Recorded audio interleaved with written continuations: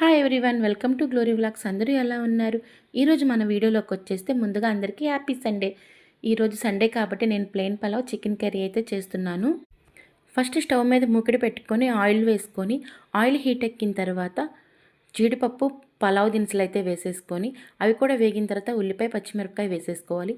అవి వేగిన తర్వాత టమాటాలు అల్లం వెల్లుల్లి పేస్ట్ కూడా వేసుకొని బాగా డ్రైగా వేగిపోవాలి. అలా వేగడం వల్ల పలావ్ చాలా పొడి పొడిగా వస్తుంది. ఇది తడిగా ఉంటే పలావ్ కొంచెం మెత్తగా అనిపిస్తుందన్నమాట. అన్నీ 1 బై 1 ఏగిన తర్వాత వాటర్ అయితే వేసేసుకోవాలి. నేను 2 గ్లాసులు రైస్ అయితే తీసుకున్నాను కాబట్టి 2.5 గ్లాసు నీళ్లు పోసుకున్నాను. వాటర్ కూడా వేసేసిన తర్వాత ఇంకా మూత పెట్టేసి 20 నిమిషాలు హై ఫ్లేమ్లో సిమ్లో ఒక 10 మినిట్స్ అలా ఉంచితే పొడి పొడిలాడే ప్లెయిన్ పలావ్ అయితే రెడీ అయిపోతుంది.